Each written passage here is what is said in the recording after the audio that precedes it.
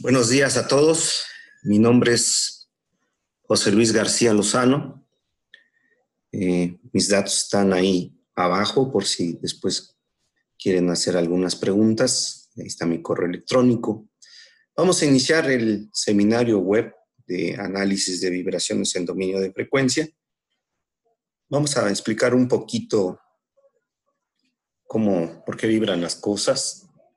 Y al final vamos a hacer un ejercicio práctico usando abacus en un bafle o en un deflector de un motor V6. Vamos a explicar cuáles son los criterios de diseño y de dónde salen. Bien, empezamos.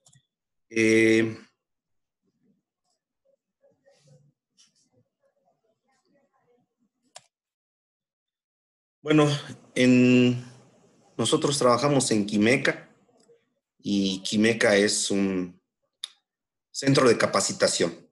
Yo estoy certificado como instructor y Quimeca está certificado para poder dar capacitación en el software de Dassault Systems. Y también somos un centro de certificación, si ustedes quieren certificarse en CATIA, Simulia, Enovia, etcétera, etcétera. Los productos de Dassault Systems pueden certificarse con nosotros. Como les comenté, yo estoy certificado para soporte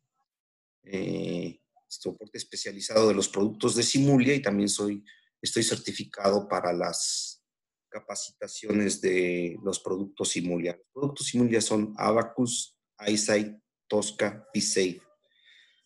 Bien. Este es lo que vamos a ver. Trataré de ajustarme a la hora que programamos.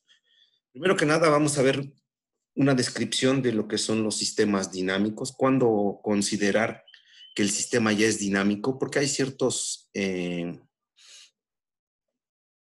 fenómenos que podrían ser considerados estáticos, ¿no? En este caso nosotros vamos a ver cuándo un análisis ya debe de considerarse dinámico y no estático. ¿Ok? También vamos a ver cuáles son los componentes principales de un sistema dinámico. Vamos a desmembrar una estructura en sus componentes principales y ver las características de cada uno de esos sistemas, evaluar su comportamiento en términos de fuerza, en términos de energía, y explicar cuál es la razón principal de que los sistemas vibran. Ese sería el tercer punto. Una vez que entendamos o expliquemos por qué los sistemas vibran, vamos a explicar lo que es vibración libre y después vamos a ver lo que son las frecuencias naturales y al final de las frecuencias naturales vamos a hacer el ejercicio usando un producto de un motor V6.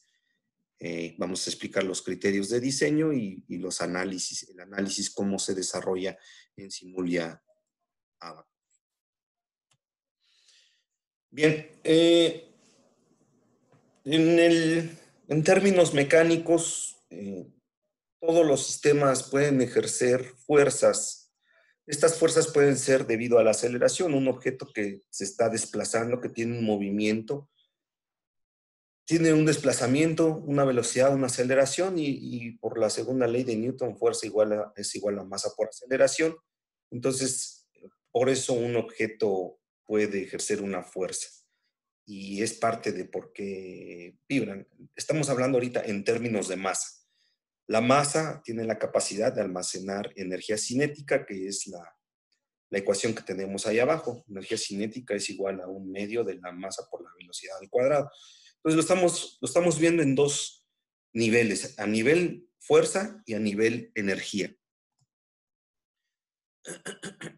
Cuando nosotros tenemos una probeta o estamos haciendo la extracción de las frecuencias, de las propiedades de un material, tenemos que hacerlo a una velocidad muy lenta. Tenemos que hacerlo a una velocidad muy lenta porque de esa manera garantizamos que las partículas, de todas las partículas que están distribuidas en la probeta, no adquieren inercia, no adquieren energía cinética. Entonces, Ese es lo principal que se tiene que hacer, ¿no? Garantizar que la masa no va a ejercer una fuerza, la masa distribuida. Si la fuerza se está aplicando a una velocidad grande, las curvas que se obtienen son diferentes.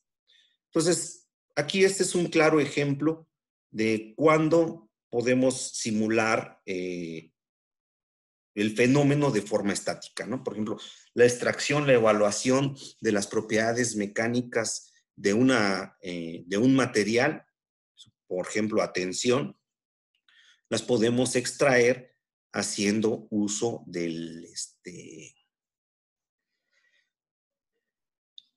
un análisis estático. ¿Okay? Este sería un sistema no dinámico. Déjenme ver si funciona este link. Aquí tengo una simulación de una probeta. En este caso es una probeta de un hule. ¿Okay? Ahí se está haciendo un análisis dinámico, perdón, un análisis estático. Y bueno, se usa una variación de análisis estático que se llama RIX. Como pueden ver, ahí dice RIX. Bueno, dice JL Galo, que son José Luis García Lozón. Pero realmente es un análisis estático RIX. Y se hace un análisis estático RIX porque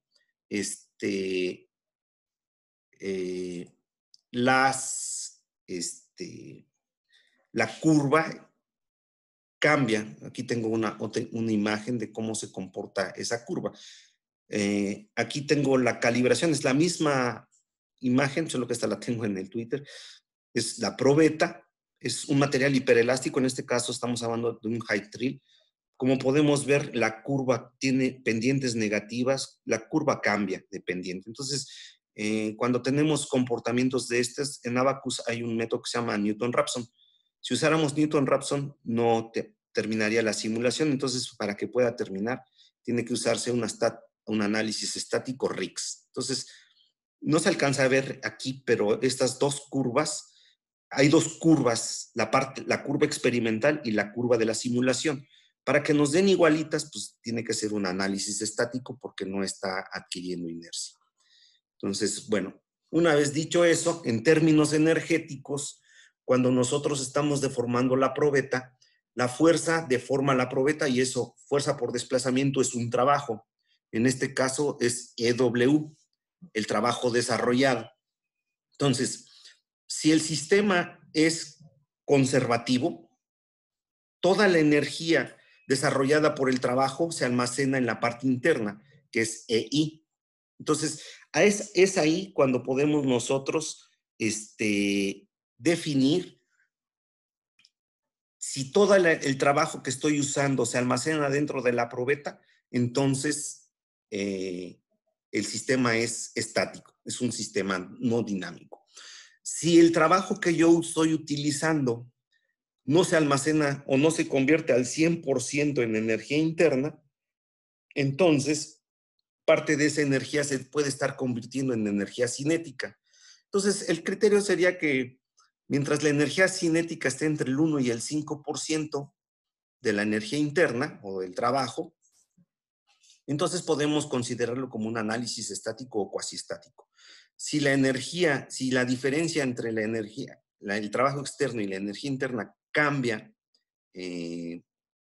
más del 5%, entonces ahí tendríamos que hacer una simulación dinámica. En los Abaqus, los materiales tienen diferentes propiedades, ¿no? Y estas propiedades muchas veces son sensibles a la temperatura y son sensibles a la velocidad. Aquí, por ejemplo, esto pasa en la realidad, ¿no? Por ejemplo, si nosotros incrementamos la velocidad, la curva nos va a ir dando diferente. En este caso, como podemos ver, la curva se va endureciendo, el material se va endureciendo. Si incrementamos la temperatura, conforme se incrementa la temperatura, el material se va a suavizar. Bien, entonces, si la la energía cinética es mayor al 5% del trabajo, entonces hay que hacer un análisis dinámico. ¿Okay? Eso es luego importante para saber qué es lo que, cuándo hacer un análisis estático, cuándo hacer un análisis dinámico. Bueno, cuando nosotros vamos a ver los elementos que componen un sistema. Aquí, por ejemplo, tenemos una viga en cantilever. Esta viga tiene masa distribuida, tiene una rigidez. Bueno, aquí se movió la K va aquí, K igual a 3EI entre L y la masa. ¿Okay? Lo estoy separando en esos términos. Es algo muy sencillo, pero si lo discretizamos en elementos cero dimensionales, pues el empotre estaría de este lado. La viga tiene toda una rigidez, que es este resorte. En la parte interna del material, las partículas se friccionan y eso genera disipación de energía. Se llama amortiguamiento estructural. Normalmente el amortiguamiento estructural en aluminio y acero está entre el 2 y el 3% del amortiguamiento crítico.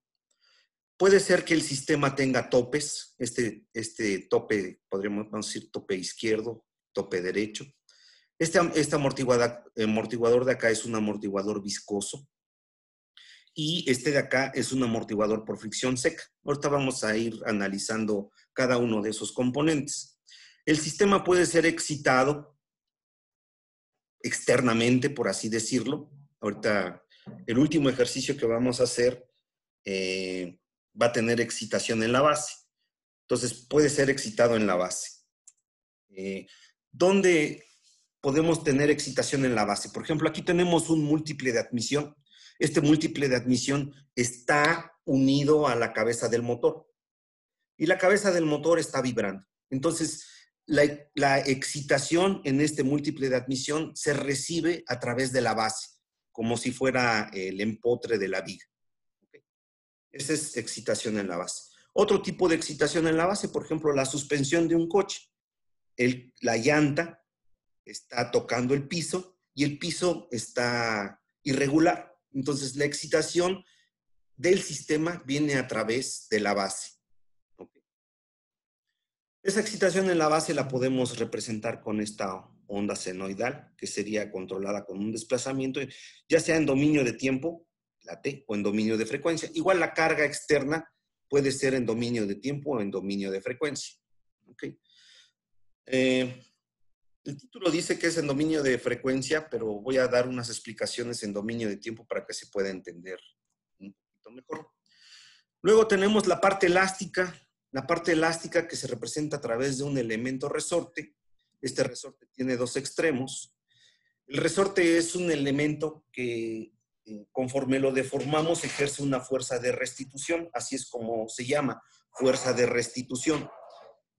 Cuando nosotros deformamos el resorte, esa fuerza de restitución, bueno, nos ayuda para aplicar cargas, ¿ok? Pero si lo vemos bueno, y la fuerza del resorte lineal está definido por una sola constante, ¿no? La constante de rigidez del resorte es una sola constante, entonces su comportamiento va a ser lineal. En términos energéticos, el área bajo la curva de la fuerza contra el desplazamiento, pues va a ser un medio de la base por la altura al cuadrado. Entonces, es la energía potencial o la energía interna. Cuando nosotros liberamos el resorte, si no hay deformación plástica, esta energía interna es la que se encarga en que el resorte se recupere. Es la energía que se usa para que regrese a su configuración original. Cuando nosotros tenemos sistemas lineales, por ejemplo, este es un elemento elástico lineal, la resonancia tiene más o menos esta configuración. Es un pico bien vertical. Es una resonancia típica en sistemas lineales. ¿Ok? Ahorita vamos a ver lo que son resortes no lineales. Cuando tenemos resortes no lineales, bueno, cuando el resorte es lineal, pues la respuesta es una línea, ¿no? Sobre una sola pendiente. Cuando la respuesta es, el resorte es no lineal, tenemos más de una constante, K1, K2, K3, Kn, y está con el exponencial, ¿no? Por ejemplo, fuerza del resorte no lineal es igual a la constante 1 por el desplazamiento. X1 es el desplazamiento relativo de los extremos, ¿no? K2, constante 2, desplazamiento relativo al cuadrado, más K3, y ya, dependiendo de todas estas Ks que nosotros le demos, va a ser la configuración no lineal. Y como podemos ver, pues ya la respuesta no es una línea recta, no es una pendiente, tiene una curvatura, tiene una curva no lineal. ¿Ok? Entonces, cuando tenemos resortes no lineales o geometrías no lineales, la respuesta en resonancia no es un pico bien vertical, ya la resonancia se curva a la derecha o se curva a la izquierda, dependiendo si si el resorte es endurecido o suavizado. En este caso de acá, por ejemplo, esta curva de acá, lo que nos está diciendo es que el resorte se endurece. Y esta curva de acá lo que nos dice es que el resorte se está suavizando. ¿Okay? Entonces, no lineal endurecido, no lineal suavizado. Dependiendo si se endurece o se suaviza, la curva de resonancia se curva hacia a la izquierda o se curva hacia la derecha. Bueno, esos son los elementos resortes, la parte elástica. La parte elástica ejerce una fuerza de restitución y almacena energía potencial. Ahora vamos a ver la masa. ¿Okay? Ya lo habíamos platicado, la masa tiene la capacidad de ejercer una fuerza proporcional a su masa y a su aceleración. Entre más grande sea la aceleración, más fuerte es el impacto o la fuerza que ejerce. ¿Okay? Y entre más velocidad tenga este sistema, más energía va a almacenar. En este caso estamos hablando de términos energéticos, energía cinética. Entonces, el resorte almacena energía cinética y la masa, el resorte almacena energía potencial y la masa energía cinética. ¿Okay? Y el amortiguador, este amortiguador no es un sistema para almacenar energía. Al contrario, normalmente el amortiguador es un sistema o un elemento que disipa energía, pero también ejerce fuerza. En este caso, la fuerza de amortiguamiento se opone al desplazamiento del movimiento de los extremos. Y la fuerza del amortiguamiento está definida por la constante de amortiguamiento y la velocidad entre los extremos. La energía que disipa, bueno, está en función de cada ciclo, porque es un sistema que va a estar oscilando, entonces disipa energía. Entonces tenemos dos elementos que almacenan energía y un elemento, bueno, dos elementos o dos mecanismos de disipación de energía. Este es un amortiguamiento viscoso, es un cilindro, dentro del cilindro hay un fluido, puede ser agua, puede ser aceite, y eso se encarga de disipar la energía en forma de calor y algunas veces un poco de ruido. Nos faltaría analizar este sistema de acá abajo, que es el amortiguamiento de fricción seca. El amortiguamiento de fricción seca se da una disipación de energía entre las superficies del piso y la masa que se está desplazando entre ellos. También ejerce una fuerza. La fuerza normalmente puede tener estos comportamientos. El más simplificado es que el coeficiente de fricción estático y dinámico es el mismo, ¿no? Aquí, por ejemplo, en la figura A, el coeficiente de fricción estático y dinámico es el mismo. En la figura C y en la figura F, el coeficiente estático y dinámico cambian. En este caso, el B y C, el coeficiente de fricción dinámica, pues están definidos con una pendiente. Pero el comportamiento de la imagen D es el más real, tiene un comportamiento exponencial decreciente. Y bueno, la fuerza está definida por estos términos, ¿no? Entonces, fuerza de fricción, coeficiente de fricción por la normal que se está ejerciendo. Pero también disipa energía, principalmente en forma de calor. Un ejemplo de este tipo de componentes que trabajan de esa manera, los frenos de los coches, ¿no? Tienen una balata, este cuadrito podría ser la balata y el piso, pues el disco del sistema, ¿no? Entonces, hay muchos sistemas que requieren ser analizados con este tipo de sistemas. Lo más interesante es que cuando tenemos un sistema de fricción seca, su comportamiento es no lineal, como lo vimos acá, perdón. Aquí, por ejemplo, estos son comportamientos no lineales, A, B, C, D. tienen comportamiento no lineal. El comportamiento en términos de fuerza es no lineal por el coeficiente de fricción, pero la respuesta dinámica es una línea recta conforme se va disipando la energía. Y el amortiguador viscoso, que es lineal, nos da un decremento exponencial decreciente en las oscilaciones, ¿no? Poco a poco se van atenuando. En este caso, digamos, es una vibración libre, ¿no? Desplazamos la masa un poquito, la liberamos y cada oscilación va a ir decreciendo. Prácticamente ya definimos todo. Permítanme tantito.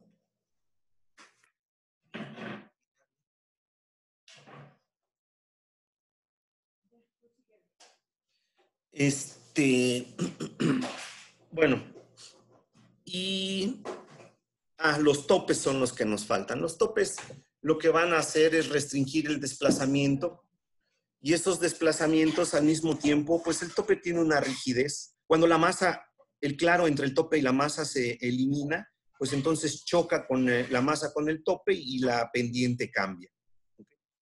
Ese es el comportamiento básico. Bien, ya definimos todos los elementos mecánicos que se pueden presentar en un sistema de vibración. Ahora, ¿por qué vibran los sistemas? Vamos a analizar el sistema. Este es el modelo más simple. Es un modelo de 1 grado de libertad, solo tiene la parte elástica que almacena energía potencial y la parte inercial, que es la masa, almacena energía cinética. Entonces, vamos a ver, porque los sistemas van a ser capaces de oscilar, porque el resorte y la masa van a estar intercambiando la energía entre ellos. Cuando nosotros deformamos el resorte, se carga de energía potencial. Esa energía potencial, como lo comentamos al principio, cuando yo libero, se encarga de que regrese a su configuración original. Pero cuando regresa a su configuración original, la masa adquiere una velocidad. Y cuando adquiere una velocidad, la masa tiene una energía cinética que saca del equilibrio a la masa y comprime ahora el resorte. Y entonces la masa cinética se pierde y se convierte en potencial, y así está la potencial cinética. Así está. Para que se entienda un poquito mejor, vamos a ver este ejemplo. Tenemos esta masa, este sistema de 1 grado de libertad va a ser vibración libre. Vibración libre significa que simplemente vamos a desplazar la masa, un desplazamiento inicial. Normalmente usamos ecuaciones diferenciales para resolver estos sistemas. Entonces, toda ecuación diferencial tiene condiciones iniciales. En este caso, la masa de 1 kilogramo lo estamos desplazando en el sentido positivo de la dirección Y, 1, bueno, le puse ahí X0, realmente tendría que haber sido Y0, 1 milímetro. Y no le estamos dando velocidad inicial, simplemente lo vamos a desplazar y lo vamos a liberar. Cuando tengamos eso, en este momento el resorte ya se cargó de energía cinética. Bueno, aquí tengo unos cálculos que se encimaron. Déjenme ver si los puedo. Aquí está. Tenemos aquí una ecuación.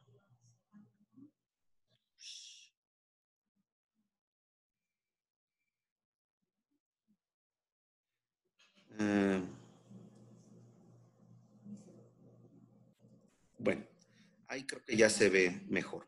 Entonces, la fórmula de la frecuencia natural es la raíz cuadrada de la masa, de la rigidez entre la masa, en este caso 1 entre 1, pues entonces la frecuencia natural medida en radianes por segundo sería 1 radián por segundo. Pero normalmente medimos más la frecuencia natural en hertz, y la frecuencia natural en hertz son omega n entre 2pi, que es 0.159 hertz. Esa nos va a dar un periodo, la inversa de la frecuencia natural, quiere decir que una oscilación se completará en 6.2832 segundos. Entonces vamos a ver aquí, tenemos la gráfica de la respuesta del sistema. Aquí tenemos desplazada la masa 1 milímetro, no tiene velocidad inicial, por lo tanto la pendiente aquí en este punto es 0, como lo podemos ver, la derivada es 0. Entonces, el sistema, la energía potencial, va a hacer que regrese a su configuración original. Pero en ese momento, como vamos a ver aquí a continuación, la masa adquiere velocidad. Aquí tenemos desplazamiento, velocidad, aceleración. Desplazamiento es la curva azul, velocidad es la roja. Aquí está, por ejemplo, condiciones iniciales, azul, 1, rojo, 0, velocidad 0. ¿Ok? Cuando en la energía total del sistema, justo aquí en esta, donde se están cruzando las curvas azul y amarilla, el resorte ha perdido toda la energía potencial. Pero fíjense cómo la masa tiene su máxima velocidad. Entonces, aquí la energía cinética es el máximo. Entonces, esa energía cinética se encarga de que el resorte pase del punto de equilibrio y se vaya ahora al otro extremo.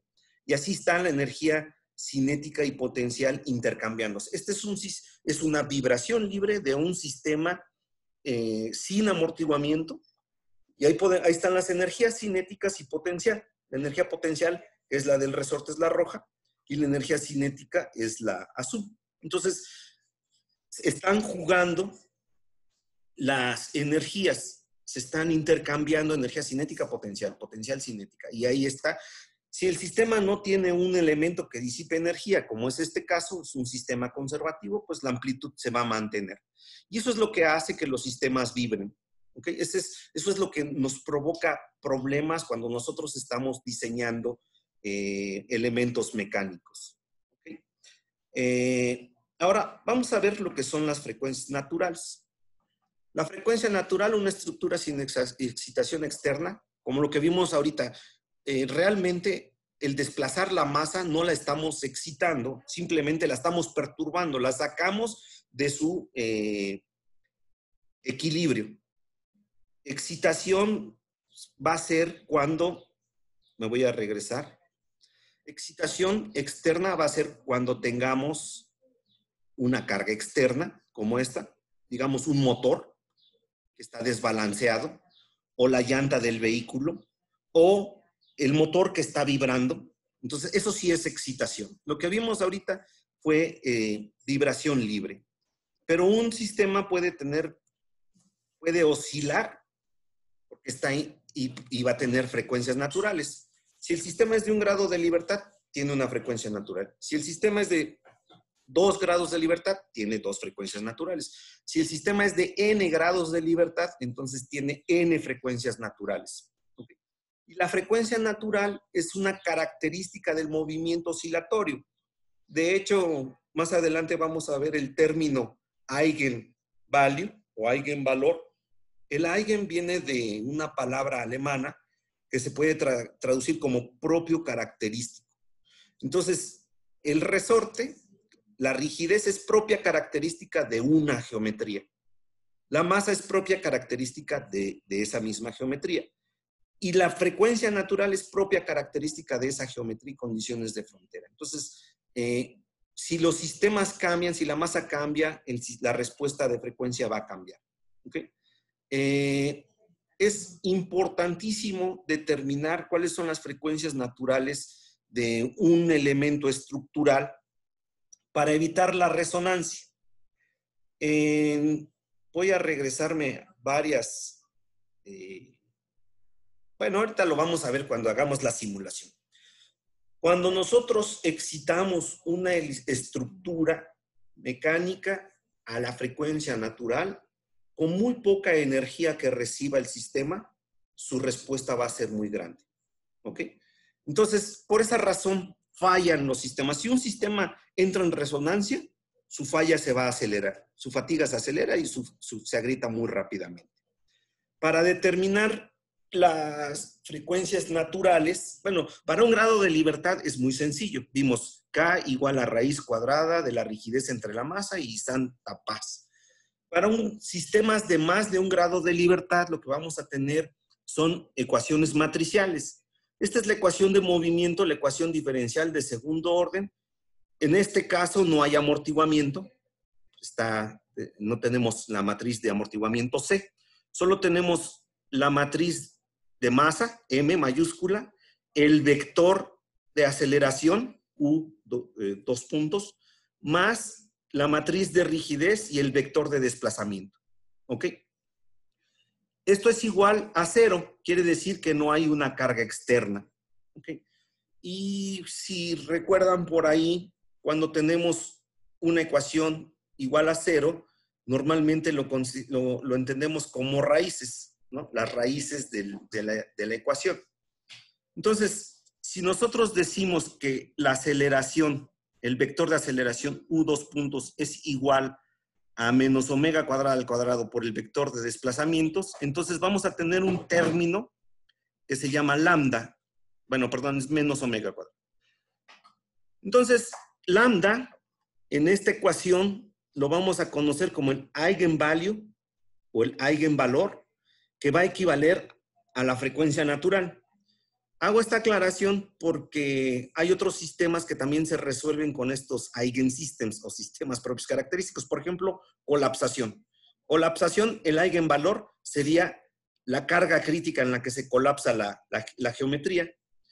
Y tenemos el eigenvector, que si se fijan, son los desplazamientos, la configuración que va a adquirir el sistema. El eigenvector en vibraciones se conoce como modo de vibración y el eigenvector en colapsación se conoce como modo de colapsación, cómo va a colapsar la estructura.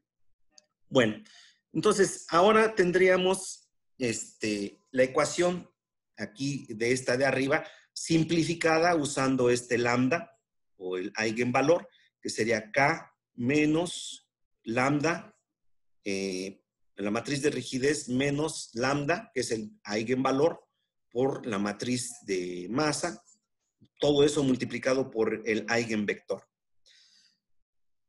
Todo esto tiene que ser igualado a 0, quiere decir que es la raíz.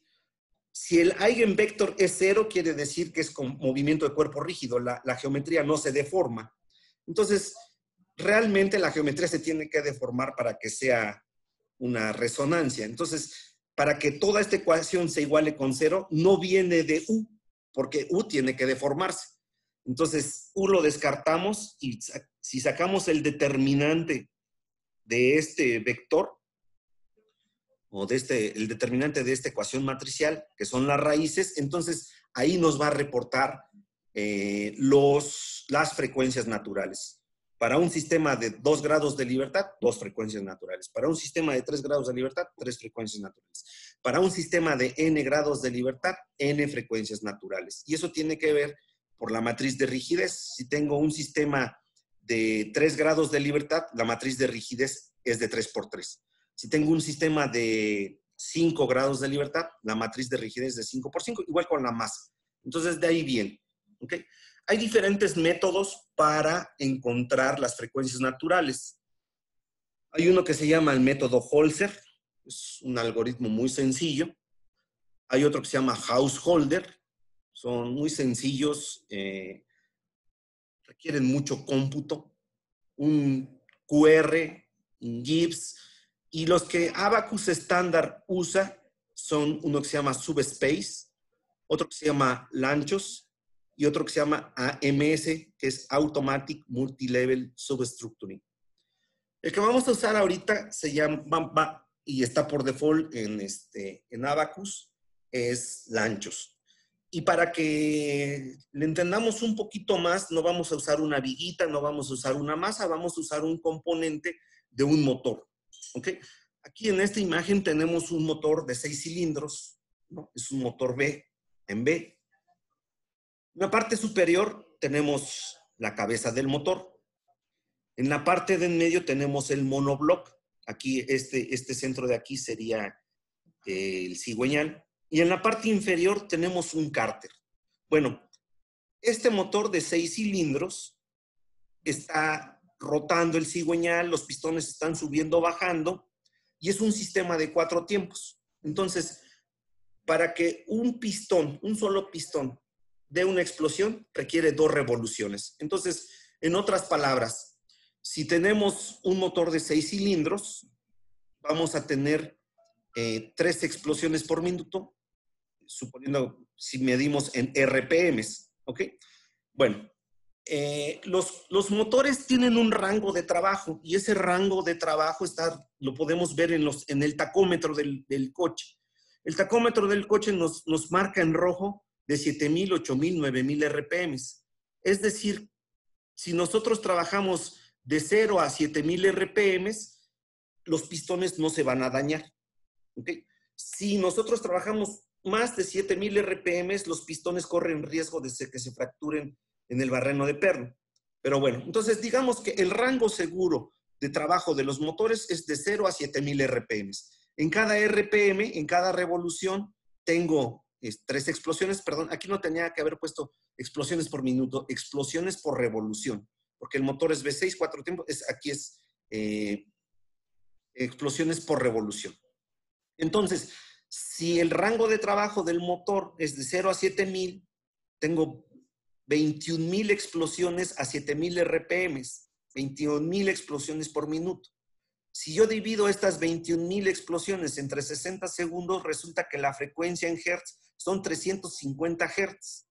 Entonces, el rango de trabajo seguro de los motores de 6 cilindros y que me marca máximo 7,000 RPMs, digamos, es el rango seguro. Si una de mis frecuencias naturales está dentro de este rango, tendría un comportamiento de este tipo. Y entonces, cuando esto pase, el sistema se va a fracturar. Entonces, tenemos que garantizar, es muy importante saber cuál es la frecuencia natural de mi sistema para este motor. Lo que tendríamos que buscar es que esta frecuencia natural estuviera fuera de ese rango, que viniera por aquí así.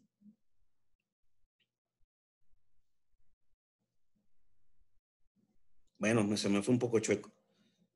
Que la primera frecuencia natural sea superior a los 350 Hz. Con eso yo voy a estar seguro que el sistema no va a fallar. Más adelante vamos a dar un seminario que se va a llamar correlación numérico experimental. Y voy a mostrar un bafle fracturado, porque está dentro, igual que la línea roja, y cómo se fractura y se van a ver las grietas. Pero bueno, eso es tema para otro seminario. Ahorita lo que nos interesa es ver cómo extraemos las frecuencias naturales. Bueno, entonces habíamos visto que el motor en la parte inferior tenemos el oil pan, el cárter. Aquí está un cárter. Y ese cárter aquí adentro tiene, esto de aquí es un bafle, un deflector.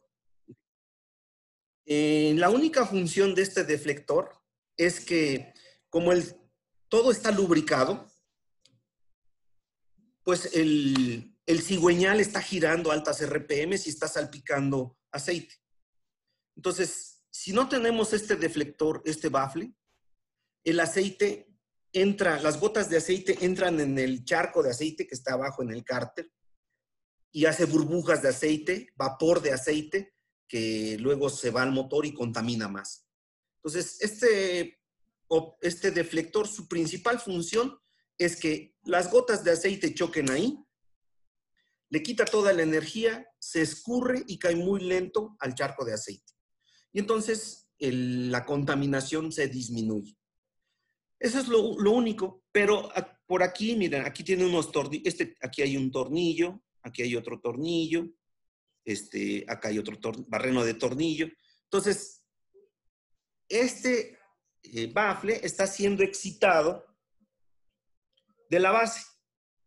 Entonces, las explosiones que está recibiendo, digamos que si fuera de un motor V6, la primera frecuencia natural de este bafle, de este pick-up tube, este es el tubo con el que se succiona el aceite. Bueno, está al revés, ¿no? Estamos viéndolo de cabeza. El fondo del cárter estaría aquí. Esto llegaría al fondo del cárter para garantizar que succiona el aceite. Entonces, este bafle, este deflector, está sujeto a excitación y puede fallar por resonancia. Entonces, una vez entendido todo esto, vamos a proceder a nuestra simulación con el Abacus.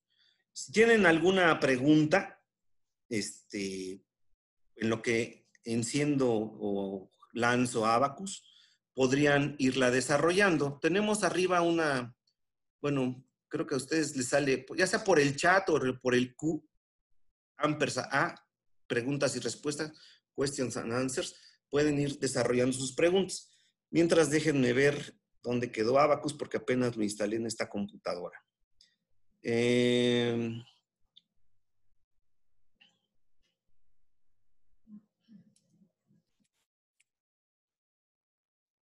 Ahí está.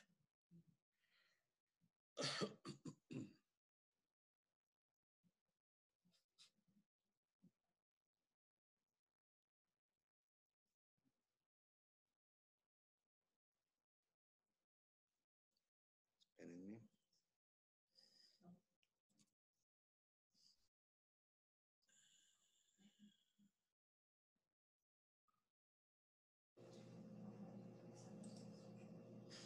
Bueno, ya sé.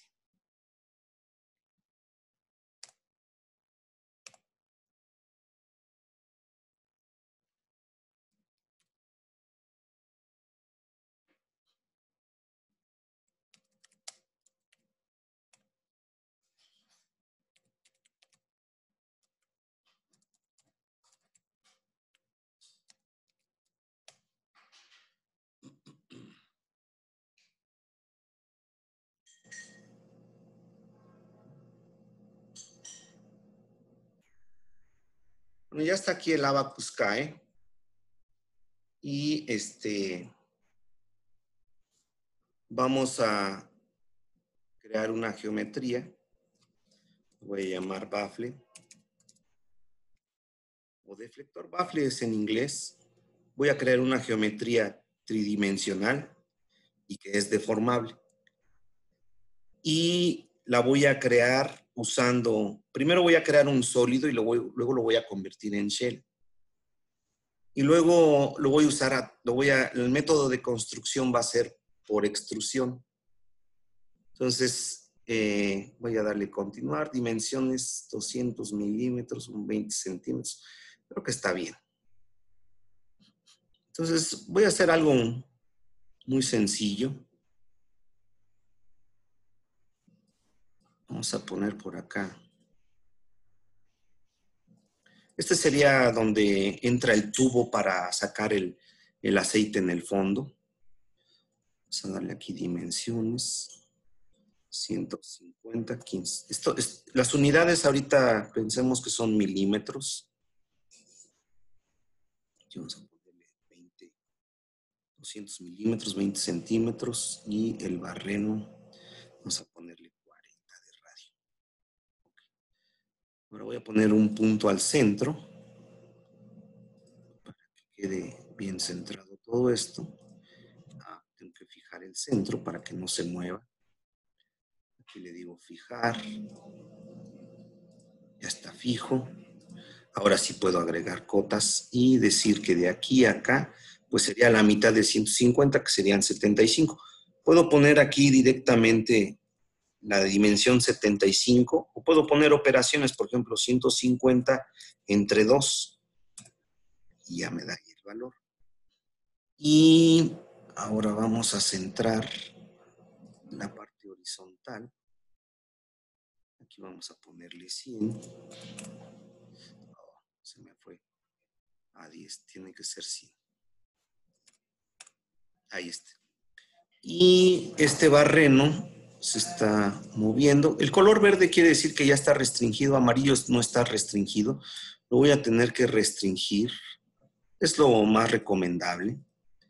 No es forzoso. En la parte vertical 0. En la parte horizontal, pues vamos a ponerle del centro. Normalmente no van centrados esos barrenos. O bueno, depende de la configuración del motor. Vamos a ponerle 35. Okay. Bueno, allá más o menos tenemos un sketch. Vamos a terminar el sketch y vamos a extruirlo 5 milímetros. Entonces, aquí ya tengo este sistema. Voy a cambiar aquí la forma de rotar, porque no, como si fuera catilla.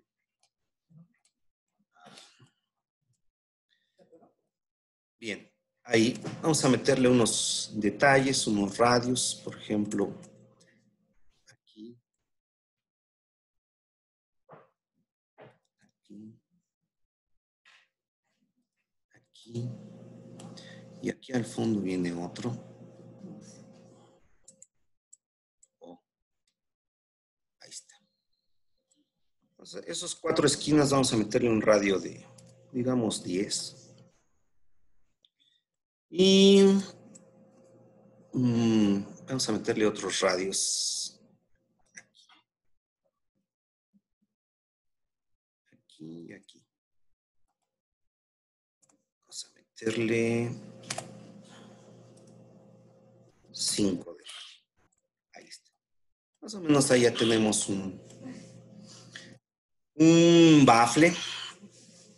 Okay. Esto se tiene que agarrar con tornillos. Entonces vamos a ponerle unos barrenos. Los voy a poner directamente desde el sketch principal. Aquí vamos a modificarlo. Y vamos a agregar unos barrenitos. Digamos para tornillo M8, que serían 4 de radio. No, M8 es mucho. Vamos a ponerle tornillos M6, que sea radio 3 milímetros. Entonces vamos a ponerlos en las esquinas.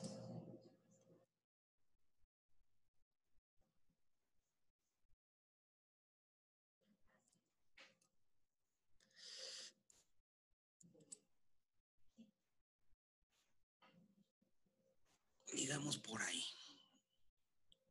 Vamos a ponerlo a 20 en X, 20 en Y. Ahí estaría el primer barrenito. Vamos a poner otro por acá. Igual. Radio 3. Y de la orilla al centro, 20. Y ahora en la parte vertical, igual 20, que quede de aquí al centro, 20. Ahora vamos a poner otro acá, en esta esquina, otro barreno. Y 3 de radio para tornillo M6, 20 milímetros vertical, 20 milímetros horizontal. Ya nada más nos faltaría uno más. Y ahí va.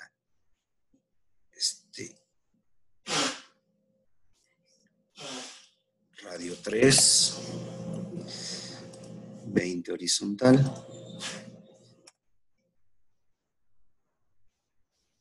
20 vertical. Ahí están los barrenitos ya. Entonces terminamos el sketch. Hay que regenerar. Feature Regenerate. Ok. Bueno, recordemos que este baffle ahorita es sólido. Lo voy a hacer shell. Para hacerlo shell simplemente borro esta superficie. Esta de aquí. Esta de acá. Esta de acá. La de los barrenos. Y entonces me manda aquí este mensaje que ya no va a ser un sólido. Está bien, es lo que queremos. Ya lo hicimos shell. ¿Okay? En el webinar pasado o 2 anteriores vimos que tenemos elementos shell que consideran elementos 2D. Bueno, son los que vamos a usar. Ahora me cambio de módulo, vamos al módulo Property, vamos a crear el material. Digamos que lo hacemos de acero. Nombre del material acero. Como es un análisis dinámico, pues la masa está en función de la densidad. Necesitamos definir la densidad. La densidad del acero es 7.9 E a la menos 9 toneladas por milímetro cúbico, o 7.9 E a la menos 9 megagramos sobre milímetro cúbico. En otras unidades serían 7.9 toneladas por metro cúbico. Pero estamos trabajando milímetros, newton, megagramo. Y la parte elástica, el módulo de elasticidad del acero está entre 200 y 210. Vamos a ponerlo 200 E a la 3 newton milímetro cuadrado. Y la relación de Poisson está en 0.29. Entonces, la K se calcula con y la masa se calcula con la densidad. Entonces ya tenemos las propiedades suficientes para que el sistema almacene energía cinética y almacene energía potencial. Entonces ahora necesito crear una sección. La voy a llamar Shell acero. Y la categoría va a ser Shell porque voy a usar elementos Shell homogéneo. No es material compuesto, no es membrana, no es superficie. Es un material homogéneo el que vamos a asignar. Y el espesor, normalmente estos tienen 0.6 milímetros, 1 milímetro, dependiendo. Ahorita, dependiendo, vamos a ver qué frecuencia natural nos da.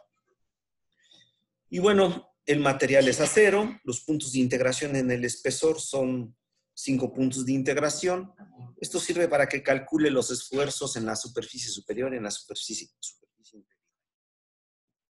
Y bueno, ya está creado. Ahora vamos a asignarlo. Asignar sección. Acá abajo me dice que seleccione la geometría a todas esas superficies que las voy a llamar all. Me va a generar un set de elementos y un set de nodos que se llaman all. Y les voy a asignar la propiedad, que es la única propiedad, Shell Section Shell acero. Y vamos a decirle que es mid surface, no pasa nada ahí. El espesor es de 0.6 milímetros, ahorita es una superficie es una superficie, pero como ya le puse el shell de 0.6 milímetros, aquí en View Part Display Options podemos ver Render Shell Thickness. Si ponemos atención, se va a ver como ya ahí está representado. Ese sería el shell o el cascarón. En este caso, Abaqus usa la teoría de cascarón delgado. En la teoría de cascarón delgado se supone que es aplicable siempre y cuando el espesor sea por lo menos máximo 10% las dimensiones de todas las otras dimensiones. ¿Okay? Entonces voy a apagar aquí este render. Son superficies. De preferencia, el tamaño del elemento shell, si el thickness es 0.6, un buen tamaño del elemento sería 6. ¿Ok? Porque el thickness es el 10%. Ahora vamos a hacer un ensamble. Introducimos el ensamble. Y bueno, en este caso el ensamble, pues es una sola pieza. En esos barrenos van tornillos, pero esos tornillos los vamos a reemplazar con condiciones de frontera. Abaqus es la ventaja que tiene. Tenemos condiciones de frontera, no es necesario poner los tornillos. Podría poner los tornillos, pero se complica el análisis. Y lo que nos interesa es saber ¿qué ejercen los tornillos ahí? Los tornillos no dejan que se muevan los barrenos. Entonces, reemplazamos los tornillos por condiciones de frontera. Entonces, ahorita solo es este bafle. Luego vamos a crear un step. Primero vamos a crear un step de procedimiento linear perturbation y aquí tenemos frequency. Entonces, aquí en frequency vamos a ponerle descripción eigen análisis. Recordemos que eigen en alemán es propio característico. Y vamos a obtener el eigenvalue y el eigenvector. Entonces, eigenanálisis, así también les llaman eigensystems, etcétera, etcétera. Aquí están los 3 solvers que les comentaba que están por default. Por default es Lanczos o Lanczos. Y en este caso vamos a pedirle que nos dé 10 modos de vibración. El sistema va a tener más de 10 grados de libertad, pero si tiene más de 10 grados de libertad, puedo pedirle todos los modos de vibración o los 10 primeros, ¿no? Los principales. Normalmente los sistemas mecánicos vibran a su primera frecuencia natural. Podríamos pedir solo uno. Y como vimos en la gráfica, si la primera frecuencia natural está fuera del rango de trabajo, la pieza nunca va a fallar. Bien, entonces es prácticamente, aquí tiene para cuestiones acústicas, acoplamiento, porque Abacus puede hacer análisis acústicos, estructural acústico. ¿Okay? Aquí prácticamente es todo, 10 modos de vibración. Listo. ¿Ok?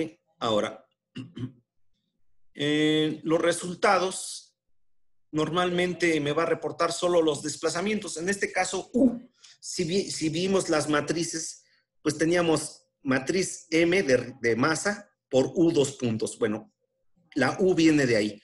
U es desplazamiento para el caso de Abacus, V es velocidad y A aceleración. Bueno, ahorita normalmente esto sería el eigenvector, ¿no? Es decir, el modo de vibración, cómo se va a deformar la pieza cuando esté vibrando. Pero le voy a pedir energías, porque hay una energía que es importante. La densidad de energía de deformación nos va a ayudar a identificar cuál podría ser, dónde se inicia la grieta. Changos, no veo unas energías. Esfuerzos, reacciones, contacto. Aquí está energía. Y necesitamos la que diga densidad de energía. Aquí está. Todas las componentes de densidad de energía. Ahí está. Y bueno, también vamos a pedirle los esfuerzos. No pasa nada. Solo mises, no tantos eso. Ok. Eso nos va a ayudar a identificar si la pieza entrara en resonancia, ¿dónde se causaría la grieta? Eso nos ayuda. Luego hay que hacer análisis forense. Oye, se rompió esta pieza y la grieta está aquí. ¿Por qué se rompió? Pues hay que ver si fue por la fuerza, si fue por la resonancia. Eso nos ayuda a identificar la causa raíz de las fracturas cuando hacemos análisis forense. Bueno, eso es el step. La interacción no interactúa con nada. Las cargas, aquí vamos a definir las boundary condition. Boundary condition le voy a poner tornillos, ¿no? Estas boundary conditions representan lo que hacen los tornillos. Y lo que hacen los tornillos justo aquí, ahí y un poquito más afuera la cabeza del tornillo, pero restringir solo esas líneas es suficiente para representar el tornillo. El tornillo va a estar ahí apretado y no se van a poder mover esos nodos. Están empotrados. Encastre es empotre. Desplazamiento en X, desplazamiento en Y, desplazamiento en Z, rotación en X, rotación en Y, rotación en Z. Todo es cero. No se rota, no se desplaza. Y ahí están las condiciones de frontera. No fue necesario agregar los tornillos. Ahí están representados los tornillos con estas condiciones de frontera. Prácticamente ya tenemos ahí nuestro el cárter tampoco lo representamos, no es necesario. Podríamos hacerlo, pero solo para analizar esta pieza y ver si va a fallar o no va a fallar, con eso es suficiente. La malla, vamos a hacer la malla en la parte, son elementos shell, tamaño de elemento dice 9, el espesor es 0.6, digamos que 6 milímetros de espesor, está bastante bien. Y hacemos la malla, y ahí está la malla. Bueno, aquí voy a hacer un poquito más, porque los radios no nos los está capturando muy bien, ¿no? Porque aquí es un radio, y lo puso recto. Voy a hacer unas particiones para que sea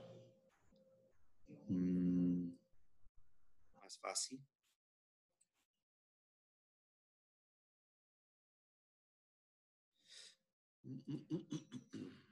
Bueno, voy a crear un plano. Solo necesito unas líneas ahí. Voy a crear un plano auxiliar. Esta es para crear datum planes. Lo voy a definir por 3 puntos. Esos puntos son este y este. Esos 3 ya tengo ahí un plano. Ahora vamos a partir la superficie usando un plano. Partition face use datum plane.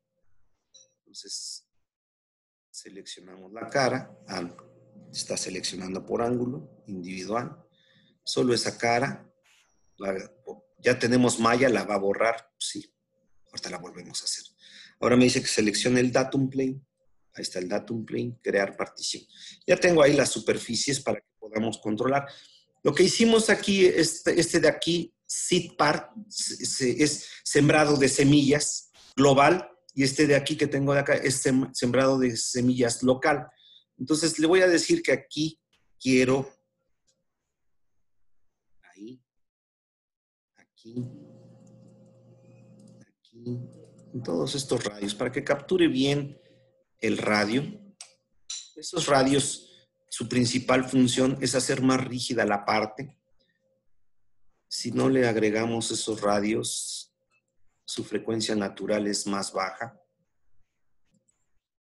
Entonces, para que nos ayude a hacer una mejor malla ahí, vamos a decirle que queremos 4 elementos. Y entonces ahora sí hacemos la malla y ya tenemos ahí 4 elementos. ¿Okay? Bueno, ahí ya. Acá también el radio ya quedó mejor definido. Entonces, ahora sí podemos pedirle a Abacus que nos calcule la frecuencia natural. Optimización, no vamos a hacer optimización. Job, vamos a crear un job. Deflector, motor B6. Continuar. Aquí yo siempre le pongo desarrollado por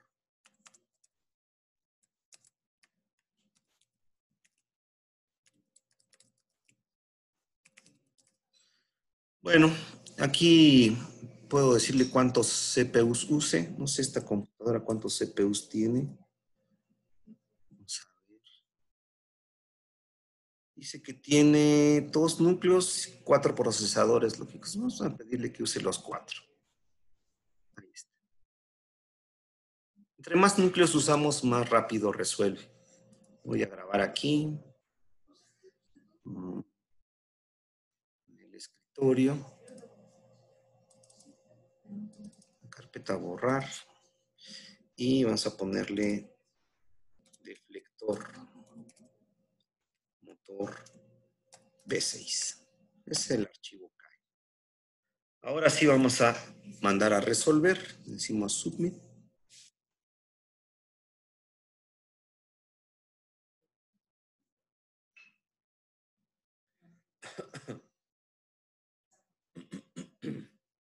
Bien, puede ser que tarde ahí algunos minutillos, 5 o 10 minutos.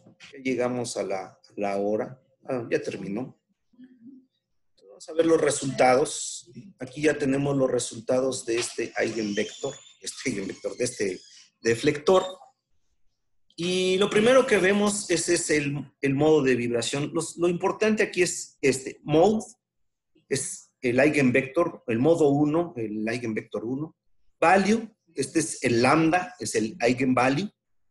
Y esta es la frecuencia en hertz. ¿Okay? Lambda, recordemos que es menos omega cuadrada. Entonces, aquí está la frecuencia, es 178 hertz. Quiere decir que este bafle se rompería. Y se rompería, la grieta podría iniciar acá. Para el motor V6, este bafle no sirve. Este bafle, tendríamos problemas por esto que vimos aquí. ¿Cuánto nos dio? El primer modo de vibración, 178 Hz. Quiere decir que nuestro bafle estaría entrando en resonancia en 178 Hz. O sea, por aquí. Suponiendo que esto fuera 178, ¿no? Entonces, está dentro del rango de trabajo. Este es el rango de trabajo del motor hasta 7000 RPM. Tendríamos que reforzarlo. ¿Ok? Hay varias formas para reforzar un bafle. Por ejemplo, lo más rápido, incrementar el espesor. Vamos a cambiarle el espesor. Tiene 0.6. Vamos a cambiárselo a milímetro. Aquí en la sección. Vamos a ponerle 1.2 milímetros. Es un baffle, va a estar pesadito. Y ahora vamos a correr. Solo cambié la propiedad, no es necesario cambiar el. Vamos a copiar este job. Esa es la maravilla de las simulaciones virtuales. Si esto lo tuviéramos que hacer experimental, hay que volver a hacer la pieza física. Y hay que hacer el herramental para los prototipos. Aquí le voy a poner guión bajo 2 mm. Ahora es de 2 milímetros. Y yo creo que también para que se vea en el step, vamos a cambiarle el título. Hay en análisis 1.2 milímetros de espesor. Y vamos a mandarlo a resolver. ¿Cuánto se mejora? Ahí está, ya está resolviendo. Es muy importante que no entre en resonancia. Ahorita estamos hablando de partes estructurales que están en un rango de baja frecuencia. Pero si nosotros supongamos que estuviéramos diseñando un componente para una turbina de avión que anda en 60,000 RPM, 120,000 RPM, necesitamos considerar que nunca trabajen las turbinas en esas frecuencias. Ahorita les explico cómo. Vamos a ver los resultados. ¿Cuánto mejoró? Bueno, andamos cerca, anda en 320. ¿Ok? Esa es una forma de mejorar, ¿no? Nos fuimos de 178 a 320, pero seguimos dentro del rango de falla, ¿no? Ahorita estamos por aquí. Bueno, si hacemos el análisis en dominio de frecuencia, andamos en 320. Nos falta un poquito para que salga.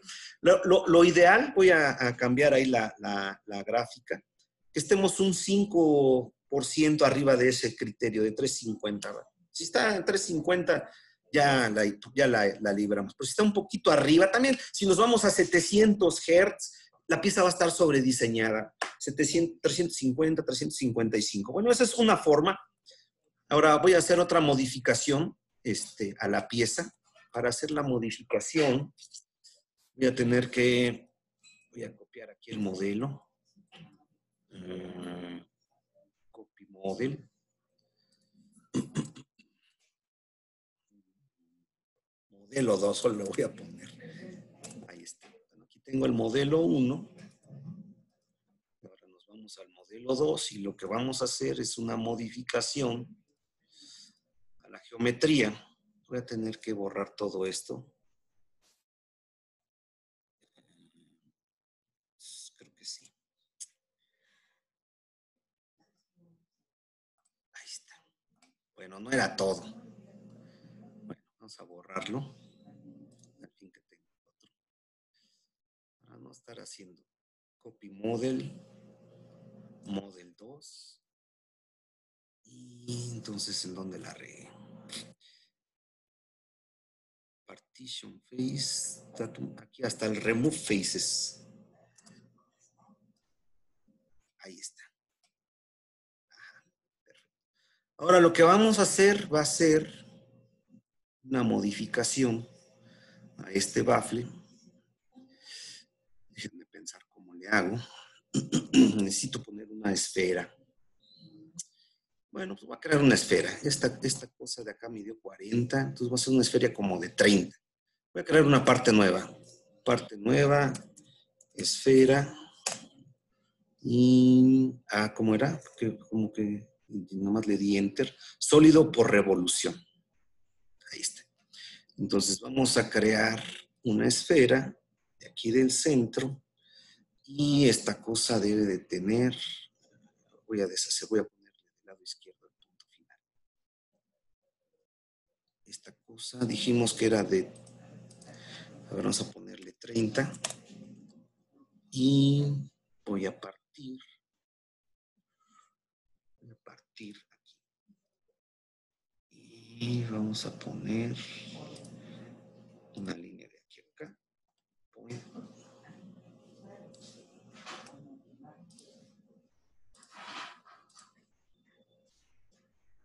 Y con 90, con 180 grados es suficiente. Ahí está. Ahí está la esfera. Y esto lo vamos a meter al ensamble. Ahí está mi esfera. Vamos a mover la esferita para posicionarla. Vamos a decir que el punto original es 0 y quiero moverlo, en este caso en X. Vamos a moverlo en X. El punto inicial es 0, Enter, y el punto final, vamos a moverlo 30 en X. 30 negativo, menos 30. No más. Vamos a darle unos 60. 60. Ay, ¿qué le puse? No le puse nada. 60. Es un poquito menos, 55. Ahí está. Vamos a ponerle esa esfera. Ahora está muy salida. Si esto normalmente se hace estampado, hacer ese estampado puede ser que, ¿cómo se llame? Desgarre el material. No necesitamos, solo necesitamos deformar para que se haga más rígido. Entonces vamos a moverlo ahora en Z inicial y en Z negativo menos 15. A ver cómo se ve. Creo que la altura está bien. Sin lechuga. No, pero el diámetro me gustaría que fuera más. Así que vamos a actualizar el diámetro. Feature, Edit. Editamos esto, editamos el sketch. Y, caray, no le puse diámetro. Bueno, sí. Son 30. Vamos a ponerle 50. Se movió del centro. Y vamos a mover este centro. Ahí. Lo voy a fijar para que ya no se nos mueva. Ahí está el centro. Y ya está más grande la esfera. A ver, en el ensamble. Uy, quedó mucho.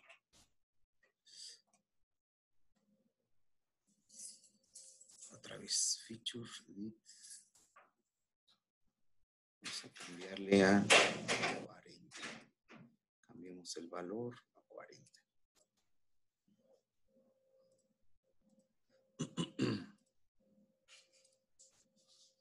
Ensamble. Bueno, sigue siendo un poco grande. Digo, profundo.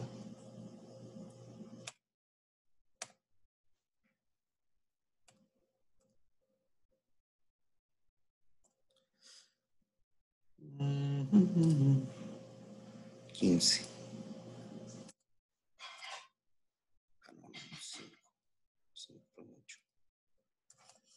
Ahí, bueno, ya para no estar gastando más tiempo, voy a hacer una operación booleana. Vamos aquí, tenemos este icono. Nuevo.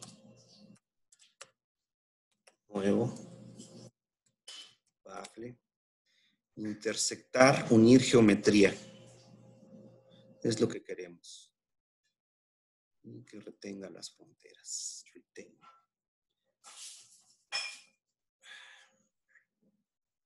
Ok. Estos dos, que hago una operación booleana. Ya tengo ahí mi nuevo modelo.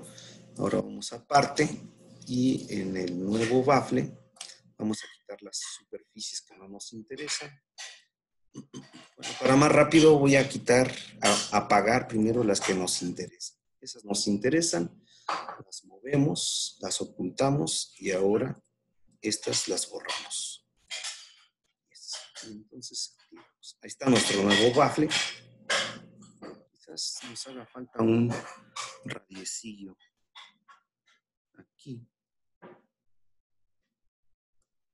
Vamos a meterle un radio de 3. Ahí está. Ahora sí. Bueno, lo puse hacia arriba porque como el aceite viene de arriba, pues si lo ponemos la esfera hacia abajo, nos va a causar charcos. Y no queremos que se quede aceite ahí. Entonces, de esa manera garantizamos que todo el aceite cae. Entonces, vamos ahora aquí a las propiedades porque cambió todo. Entonces, editamos.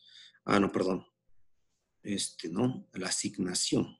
Si se fijan, el verde ya tiene propiedades, lo nuevo no tiene las propiedades. En este caso, set all lo tengo que modificar aquí en nuevo. Tengo el set all. Ahora meto todo. Y cambiando el set ya tiene propiedades todo. Lo que tenemos que hacer es volver a mallar. Y ya tenemos ahí la malla. Perfecto. Vamos a mandar a resolver. Es un modelo 2. Ahora tengo que crear un nuevo yo. Deflector nuevo. Y bueno, todo lo demás, ¿no? Eso ya es vanidad. Listo, ahora sí. Reflector nuevo, modelo 2, submit. Barro de Rienwich, following boundary. Se perdieron las boundary conditions. A ver, vamos a ver. Modelo 2, tornillos. Ahí está. Está bien. Submit.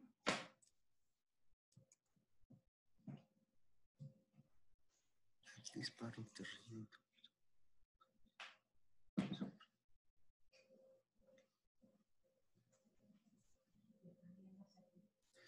Dice que se perdieron, pero yo los veo bien.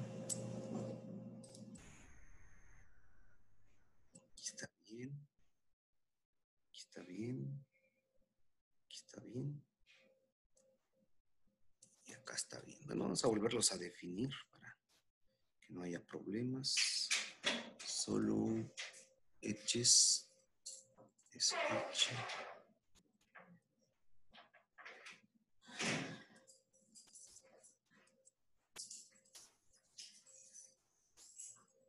Ahí está. A ver, vamos a ver.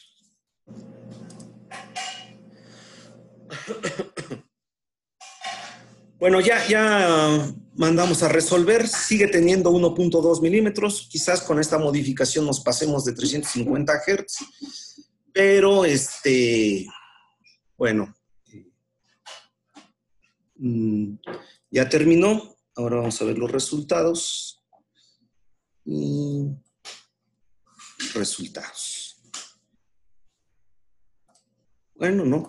Llegamos a 346. Bueno, nos falta un poquito más. Ahí hay que agregar otras costillas o algo por el estilo. Acá se nos perdió esta geometría. Bueno, ya nos pasamos de un poquito del tiempo. Ya estamos viendo aquí la frecuencia natural del sistema. Entonces, este es el modo de vibración. Si entrara en resonancia, así vibraría a 346 Hz. Nos faltan 4 Hz por subir. Un poquito más de esfera o un poquito más de espesor y ya lo logramos, ¿no?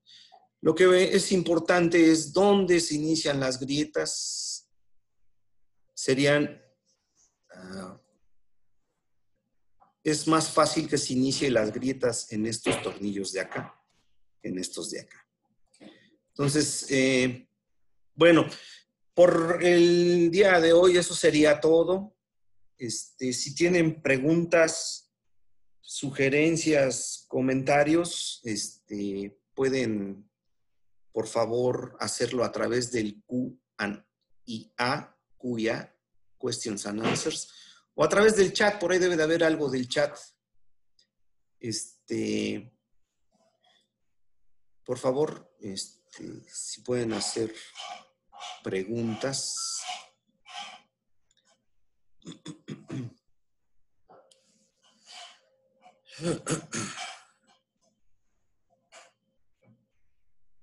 No hay preguntas. Bueno, parece que no hay preguntas. Yo agradezco su tiempo. Espero que pues esto haya sido interesante para ustedes, que sea útil más que nada y puedan ya sea aplicarlo en sus diseños. Si ustedes no tienen Abacus, nosotros se los podemos vender. Si no tienen, o podemos ayudarles a hacer esas simulaciones ofreciéndole los servicios o podemos ayudarles con cursos de capacitación.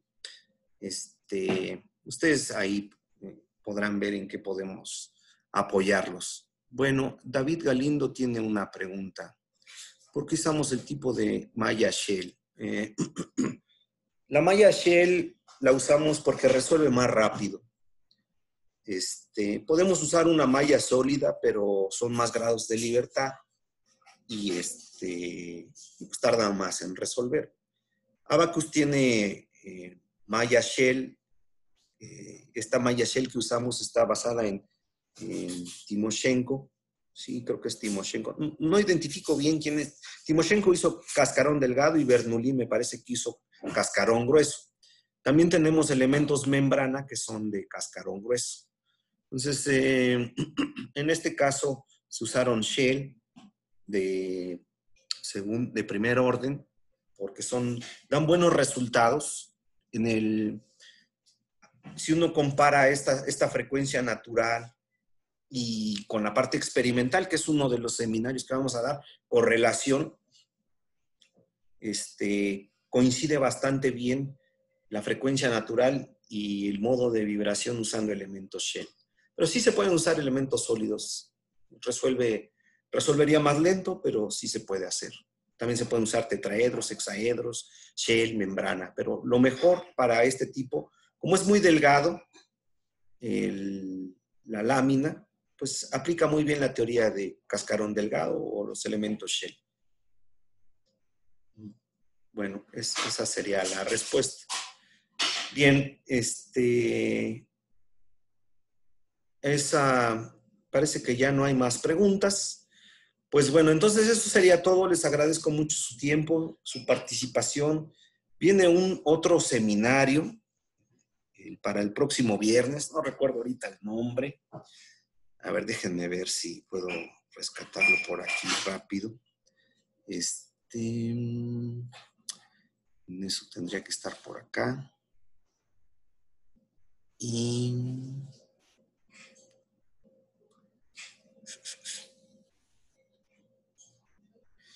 Zaira, por ahí estás. ¿Me puedes decir cuál es el siguiente seminario? Un poco lenta la red porque estoy compartiendo dos. Aquí está. Próximos seminarios. El 3, Convergencia en Abacus estándar. Viernes 5 de julio. Si les interesa, pueden inscribirse. Convergencia es el 5 de julio. Colapsación y postcolapsación es el viernes 12. Y vienen otros más. Programamos para todo julio. Estos son los de Abacus, pero también vamos a dar seminarios de CATIA.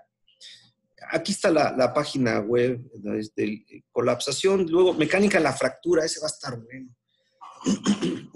Vamos a dar una técnica, de mecánica de la fractura, vamos a ver algo que se llama Extended Finite Element Method y es propagación de grietas en materiales, cómo se propagan. En este caso lo veríamos en un metal, pero creo que es interesante. Bueno, pues entonces así quedamos por el día de hoy. Muchas gracias. Espero que haya sido interesante para ustedes. Hasta luego.